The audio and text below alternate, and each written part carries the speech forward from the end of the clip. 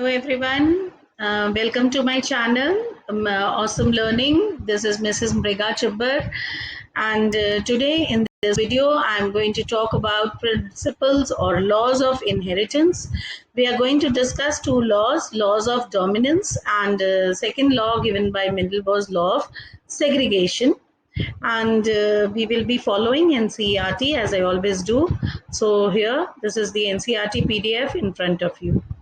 So today let's start from here, that based on the observations on monohybrid crosses, Mendel proposed two general rules to consolidate his understanding of inheritance in monohybrid crosses. Today these rules are called the principles or laws of inheritance. First law was known as law of dominance, and the second one was known as law of segregation.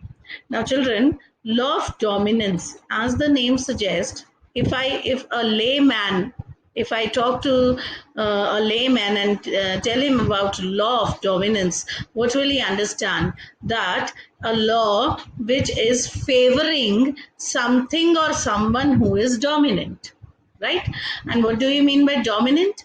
जो अपने आप को किसी के सामने जाहिर करे या उभार के आए या जिसकी चलती हो, that is known as dominant. That person or that thing is known as dominant. So law of dominance was also about the same thing. See here, characters are controlled by discrete units called factors. As said here also, the characters are controlled by discrete units, small units, which are separate units, and these units are called factors, and today we know that factors are known as genes.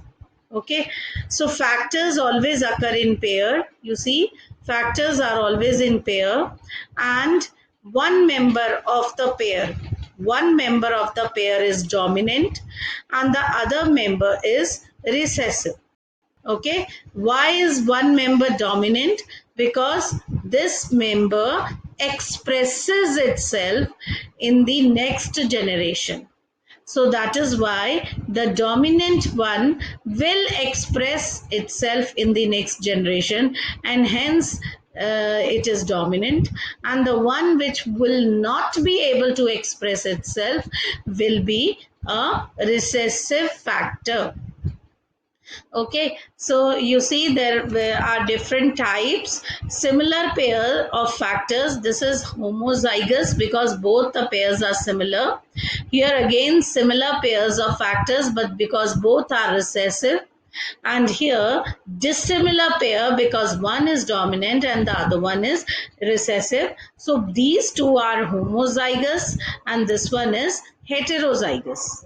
Okay, and you see here in your NCERT, the law of dominance is used to explain the expression of only one of the parental character. So out of these two characters, only one will be expressed in the next generation, and the one which will be expressed in a monohybrid cross in F1 generation will be the dominant. Okay, and the expression of both in F2 generation, both of them will be expressed, that then only you get a ratio of 3:1.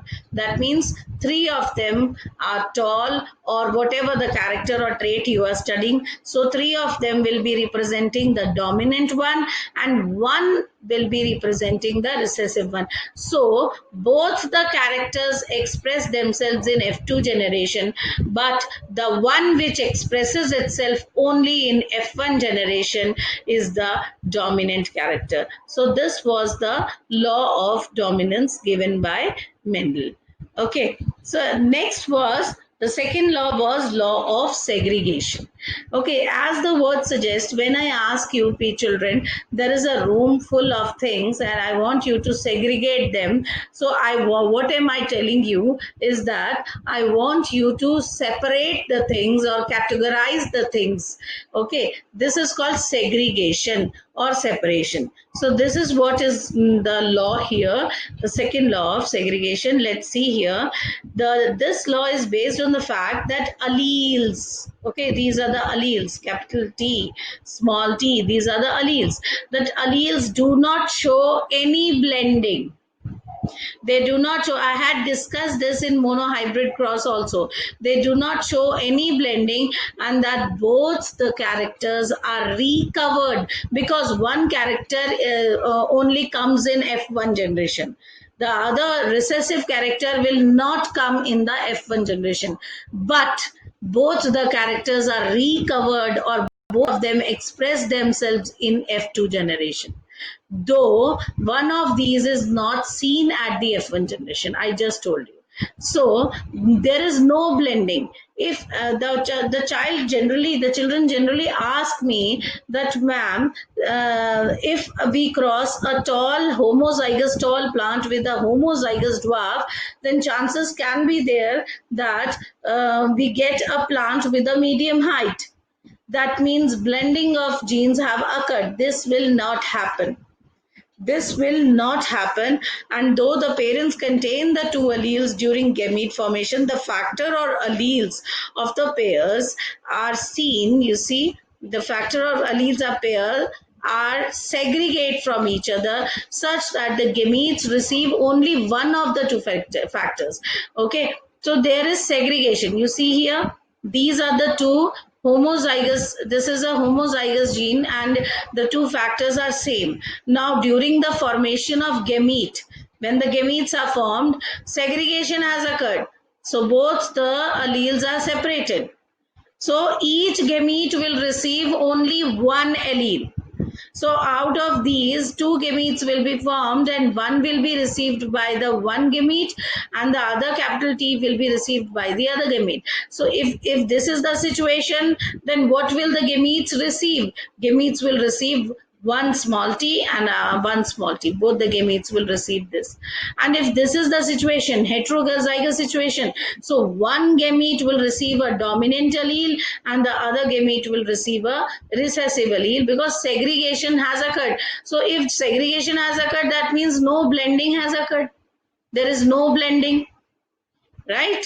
So you see here, of course, a homozygous parent produces gametes that are similar. See, this is homozygous, this is homozygous. So all gametes are produced are similar. Here also the gametes produced are similar. But in heterozygous parent, if the parent is heterozygous, so there will be two types of gametes, one which will receive dominant trait and the other which will receive the recessive trait, and their numbers will also be equal. That means 50% of gametes will receive dominant and 50% of gametes will receive the recessive trait. So segregation has occurred. Okay. See, during gamete formation, the factors or the alleles of a character pair present in the parents will segregate from each other such that a gamete receives only one of the two factors. So blending का कोई chance ही नहीं है. There will be no blending.